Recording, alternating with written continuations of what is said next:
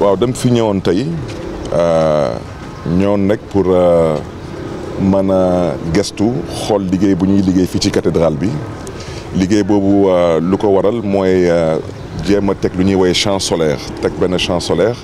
pour que lii di cathédrale di monument historique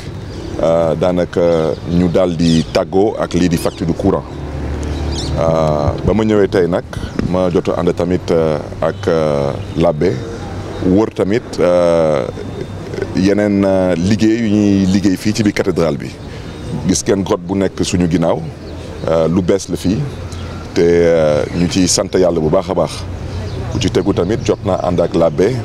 ñu dem visiter lu ñuy woowee la crypte mooy souterrain bu nekk ci cathédrale bi te ay mbokk di fa dem di fa julli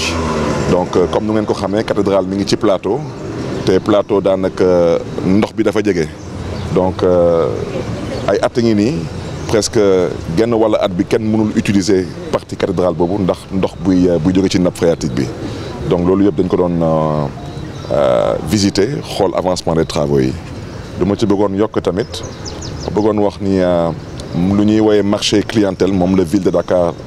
di lancer ñetti at bu nekk ci mbiru lépp luy dem ci mbiru ay éclairage ak ñoom seen donc 15 milliards la pour chaque 3 ans donc mooy juróomi milliards par at te loolu xaalis boobu dañ koy dugal ci lu ñuy woowee éclairage public lu ñuy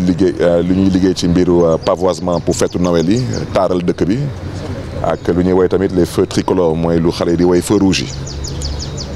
ñu dugal tamit ci politique bu ñu lancé mooy góorgóorlu ba Dakar te waxoon nañ ko ci campagne bi Dakar nekk une ville intelligente mais Dakar tamit nekk une ville moderne tey fépp fu ngeen dem ci àdduna da ngeen di dégg lu ñuy woowee économie verte mooy di def suñu kéem kattan ba fu doomu aadama yi di yeewu ñu góorgóorlu foofu ba wàññi fa lu lii di pollution donc semaine bi tamit dañu fas yéene dem fële ci Parcelles Assainies ci unité 13 am na juma bu fa nekk liggéey fa tamit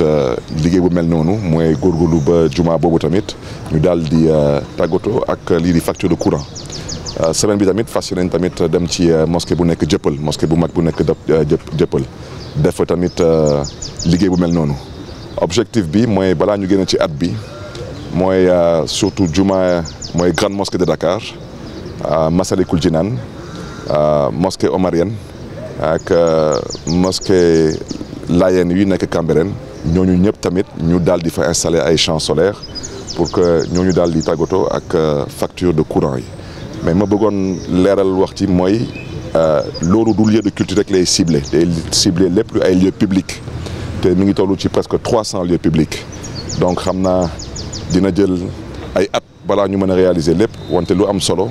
mooy ñu door nañu te ñu ngi ci sant yàlla bu baax a baax di gërëm ñëpp di sant ñëpp te di ñaanal ñëpp. Lors de notre campagne, on avait promis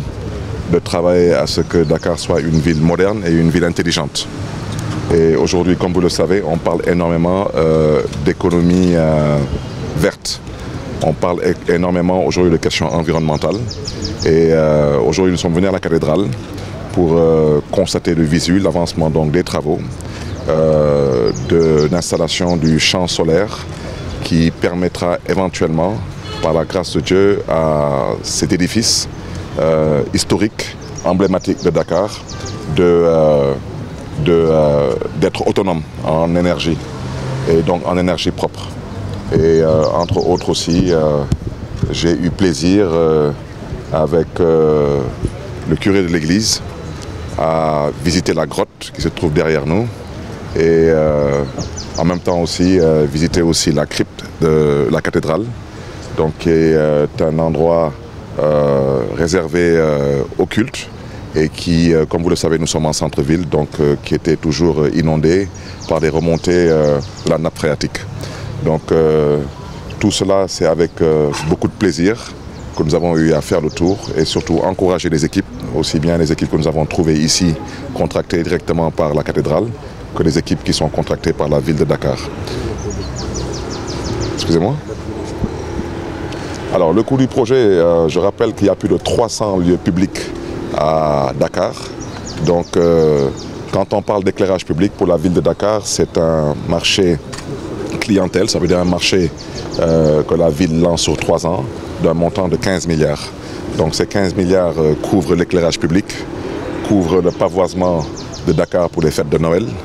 et couvrent aussi les feux tricolores et couvrent aussi d'autres initiatives de la ville, comme cette initiative qui consiste à mettre quelques centaines de lieux publics au solaire. Et là, quand nous quitterons la cathédrale cette semaine, nous serons sur la mosquée de Dieuppeul et nous serons aussi sur la mosquée de l'unité 13 aux Parcelles Assainies. Et pour cette année-ci aussi, nous comptons mettre d'autres sites, donc des lieux de culte au solaire, en l'occurrence la grande mosquée de Dakar, la mosquée Massalikul Jinan, la mosquée omarienne ainsi que la mosquée des Layènes à Cambérène. Et les années aussi à venir, la ville de Dakar continuera à œuvrer pour que, au bout du compte, que ces lieux publics, particulièrement ces lieux de culte, soient tous bénéficiaires d'énergie renouvelable.